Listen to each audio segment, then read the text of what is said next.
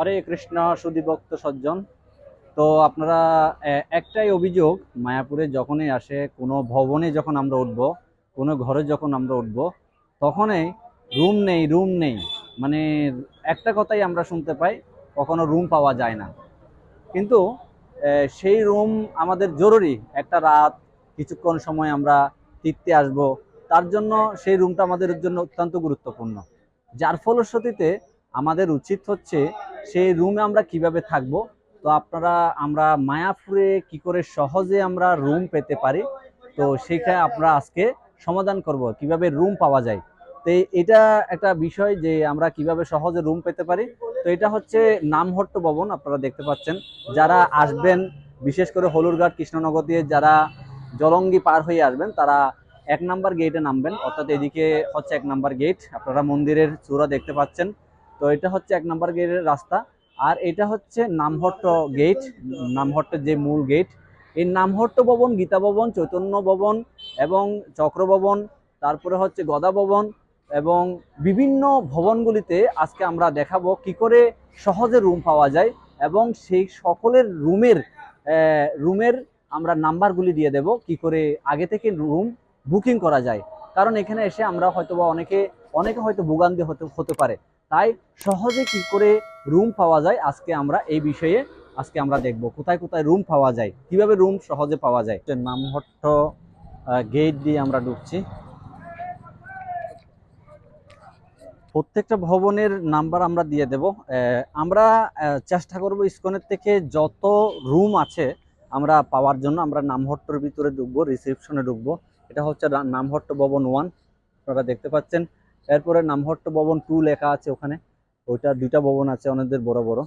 তো আমরা কিভাবে রুম পেতে পারি, বিভিন্ন ভবনগুলো আমরা দিয়ে দেখি রুম বুকিং করতে পারি, আমরা একটু জিজ্ঞাসা করবো।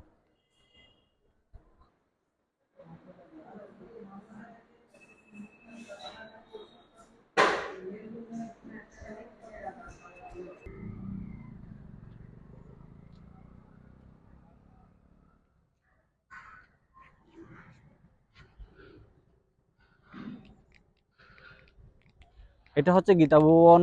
গীতা ভবনের মধ্যে অ্যাভেলেবেল রুম থাকে যখনই আপনারা এই রুমের জন্য প্রয়োজন। খুব সুন্দর বিল্ডিং, আপনারা দেখতে পারেন। এই যে বিশাল আকারের বিল্ডিং, এখানে যখন আপনারা কোনো রুম চান এখানে আপনারা যোগাযোগ করুন। অবশ্যই কতদিন আগে যোগাযোগ করবেন আমরা বলছি, যেহেতু আমরা সকলকে জিজ্ঞাসা করে করে সেই রুম কতদিনের জন্য বুকিং দেয়, সেজন্য আমাদের জিজ্ঞাসা করতে হবে, কতদিন পূর্বে ফোন করতে হবে, এবং আগে থেকে সেই যদি বুকিং করে রাখি তাহলে অবশ্যই আমরা রুম পেয়ে যাব। এ হচ্ছে গীতা ভবন, এসি নন এসি সব পাওয়া যাবে। এখানে সুন্দর পার্কিং আছে, খুব সুন্দর। এখন আমরা যাব হচ্ছে ঈশ্বরদান ভবন, বংশী ভবন। ওনাদের ওখান থেকে রুম কিভাবে পাওয়া যায় আমরা দেখব। এ হচ্ছে বংশী ভবন। তো বংশী ভবনে আমরা কি করে রুম পেতে পারি, সকলে রুম পেতে পারেন এখানে। তো বংশী ভবনে কিভাবে রিসেপশনে আমরা যাব, ওখানে কন্ট্যাক্ট নাম্বার কিভাবে আগে থেকে আমরা রুম বুকিং করতে পারি আমরা জানবো। বংশী ভবন।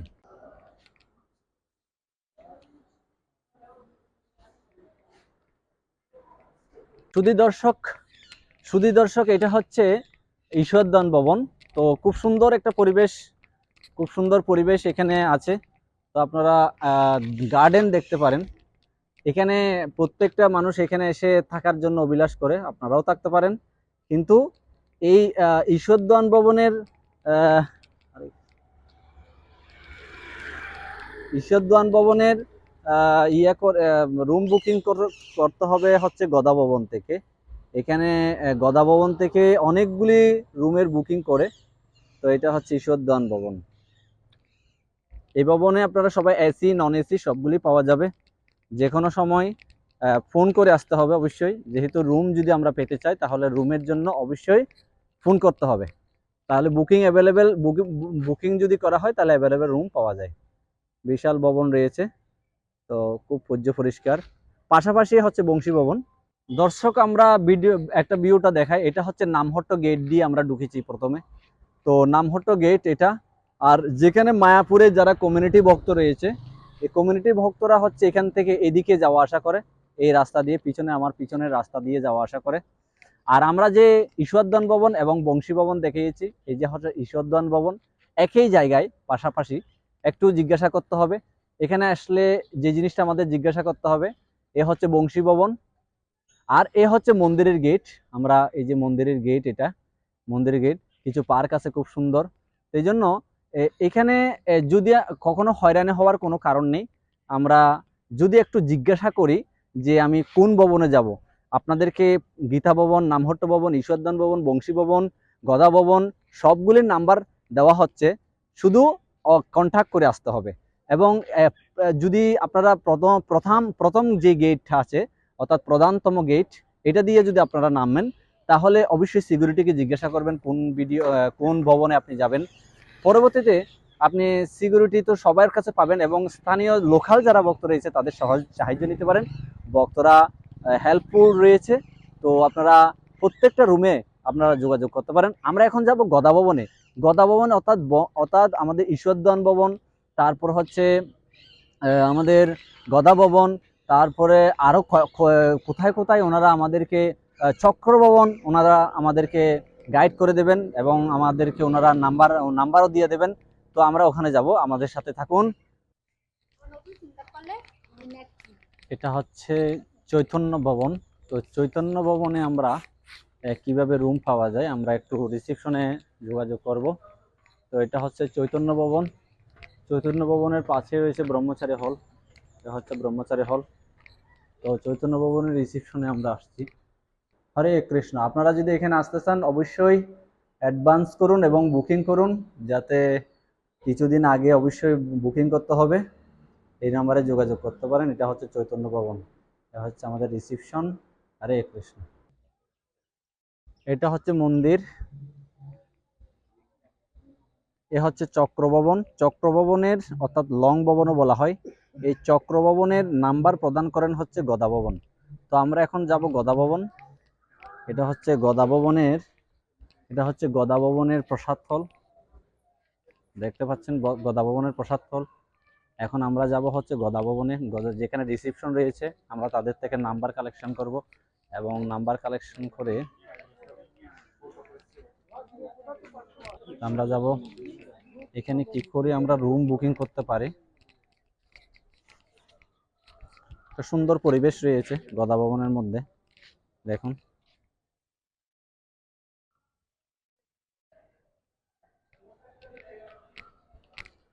গদা ভবনে যখন আসবেন, আপনারা প্রসাদ যখন পাবেন, তো এখান থেকে আপনারা প্রসাদ কুপন সংগ্রহ করতে পারেন। গদা ভবনে আমরা ফার্স্ট ফ্লোরে যাব, সেখান থেকে রুম বুকিং করতে হয়। এ হচ্ছে গদা ভবনের রিসেপশন।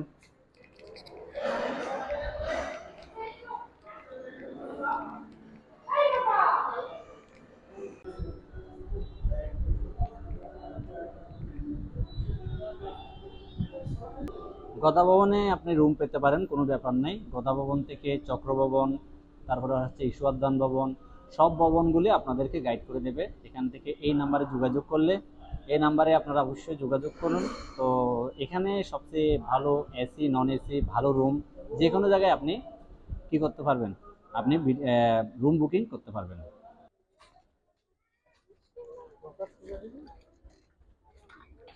যদি দর্শক, যদি কেউ কম রেটের রুমে থাকতে চায়, এ হচ্ছে আমাদের গৌরাঙ্গ কুটির। এ হচ্ছে ফুড ফর লাইফ অর্থাৎ অন্নদান কমপ্লেক্স। আর এ হচ্ছে প্রপাত ভিলেজ, নতুন করা হয়েছে, একদম বিদেশি সিস্টেমে করা হয়েছে, খুব সুন্দর ভিতরে। তো আপনারা দেখতে পাচ্ছেন, একদম খুব সুন্দর। তো এখানে যদি আপনারা যোগাযোগ করতে চান, অবশ্যই এই নাম্বারটাতে যোগাযোগ করুন। এখানে পরিবেশটা খুবই সুন্দর। প্রপাত ভিলেজ, দেখুন দেখুন, খুব সুন্দর। এ হচ্ছে প্রপাত ভিলেজ। রুমগুলো এসি করা আছে, নন এসি আছে, সবচেয়ে সুন্দর। এখন আমরা যাব হচ্ছে শ্রুতি ভবন।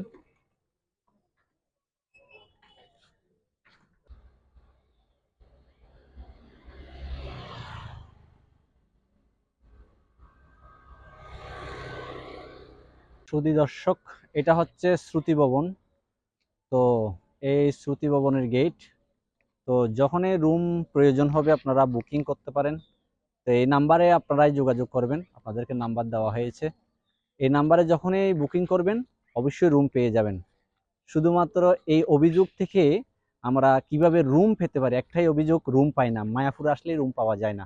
এটা হচ্ছে, দেখুন, এটা হচ্ছে গৌশালা, অর্থাৎ গৌশালা থেকে মায়া মন্দির হচ্ছে মাত্র 5 মিনিট হেঁটে যেতে লাগে। তো এটা হচ্ছে শ্রুতি ভবন, শ্রুতি ভবনের রিসেপশন রয়েছে, আপনারা যোগাযোগ করতে পারেন। তো যদি এই যে যতগুলি রুম দেখা হয়েছে তার মধ্যে প্রত্যেকটা রুমের আপনাদেরকে নাম্বার দিয়ে দেওয়া হয়েছে। দর্শক মণ্ডলী, তো আপনারা দেখতে পেলেন সিধা মায়াপুরে একটাই কমপ্লেন যে আমরা রুম পাই না, রুম পাই না। তো আপনাদেরকে আমি দেখিয়ে দিয়েছি, এক নজরে আমরা আবার দেখে নিচ্ছি। প্রথমে আমরা 1 নাম্বার গলিতে গেট দিয়ে ঢুকতে পারেন বা নামহট্ট গেট দিয়েও ঢুকতে পারেন। তো নামহট্ট গেটটা হচ্ছে 4 নাম্বার গেট, আপনারা এই নামহট্ট গেট এটা। তো এরপরে আমরা দেখলাম গীতা ভবন, তারপরে হচ্ছে বংশী ভবন, এরপরে আমরা ঈশ্বরধন ভবন, তারপর আমরা গদা ভবন, এরপরে আমরা শ্রুতি ভবন এবং প্রভুপাদ ভিলেজ। কিভাবে আমরা এখানে আসলে কোন কোন রুমগুলিতে আমরা থাকতে পারি। তো এই জন্য আমাদের রুমের জন্য এই কমপ্লেনটা সবার মধ্যে রয়েছে, মায়াপুরে আসলে রুম পাওয়া যায় না, রুম পাওয়া যায় না। তো আজকে আপনাদেরকে একটু হলেও সাহায্য করার চেষ্টা করছি যে কিভাবে আমরা রুম পেতে পারি। তবে একটা জিনিস আমি বলে রাখি, যেহেতু দুর্গাপূজা উপলক্ষে আমি দেখেছি প্রচুর পরিমাণে রুম বুকিং করা আছে। এটা কেন বলুন তো? এখানে রুমগুলি করা হয়েছে প্রত্যেকটা মানুষের জন্য, বাইরে থেকে যারা আসবে, ধাম দর্শন করতে যারা আসবে তাদের জন্যই মূলত করা হয়েছে। এখন তারা রুম থেকে কখনো রুম দেবে না এরকম কোনো বিষয় নেই। তো রুম তারা বুকিং করে রাখে হচ্ছে 1 মাস 1.5 মাস আগে থেকে।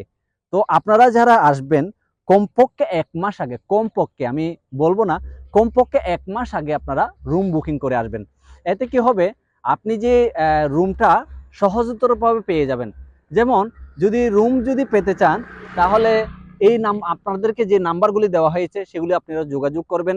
এরপরে আপনাদের যদি রুম পেতে সমস্যা হয়, ডেসক্রিপশন বক্সে আমার নাম্বার দেওয়া থাকবে, আমি চেষ্টা করব আপনাদেরকে রুম বুকিং করে দেওয়ার জন্য। কিন্তু অবশ্যই আগে ডেসক্রিপশন বক্সে আমার যে নাম্বার সেটা আপনারা করার আগে যেই রিসিপশনের নাম্বার দেওয়া হয়েছে সেই সকল রিসিপশনগুলোতে আপনারা যোগাযোগ করবেন, এতে অ্যাভেলেবেল রুমগুলি পেয়ে যাবেন।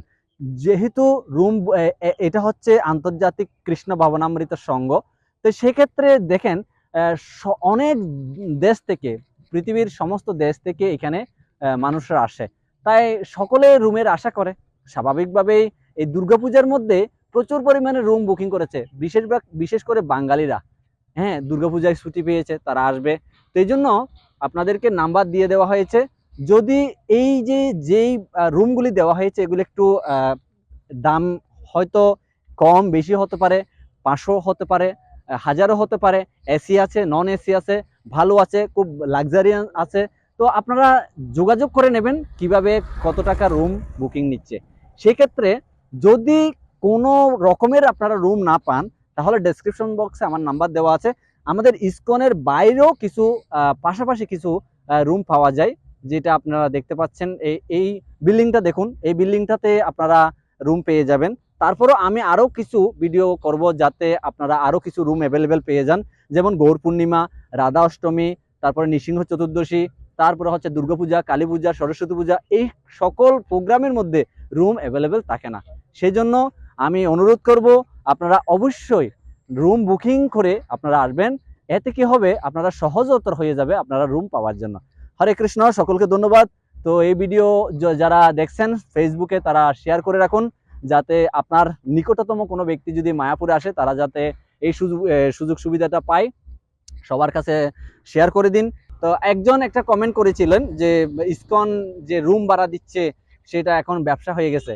করার কিছু নেই, সারা বিশ্ব থেকে যেহেতু লোকজন আসেন তাদের থাকার ব্যবস্থা করতে হবে। সে যদি থাকার ব্যবস্থা করতে হয় তাহলে সেই বিল্ডিং, সেই রুমের ভরণ পোষণ করতে হবে, তার ভালো ব্যবস্থা করতে হবে, তার জন্য ম্যান পাওয়ার দরকার। আর ম্যান পাওয়ার যদি তাকে স্যালারি দিতে হয়, বেতন দিতে হয়, তার জন্য কিছু টাকা নিতে হয়। এই জন্য ইসকন এটার জন্য কখনো ব্যবসা করছে না, এটা বরংসে আপনি একদিন বা দুদিন যদি ধামে থাকতে চান তার পরিষেবা ব্যতীত কিছু চার্জ আপনাদেরকে নেওয়া হচ্ছে। হরে কৃষ্ণ। যারা ফেসবুকে দেখছেন শেয়ার করে দিন, এবং যারা ইউটিউবে দেখছেন অবশ্যই সবাইকে দেখার জন্য লাইক কমেন্ট করে আমাদের সাথে থাকেন। হরে কৃষ্ণ।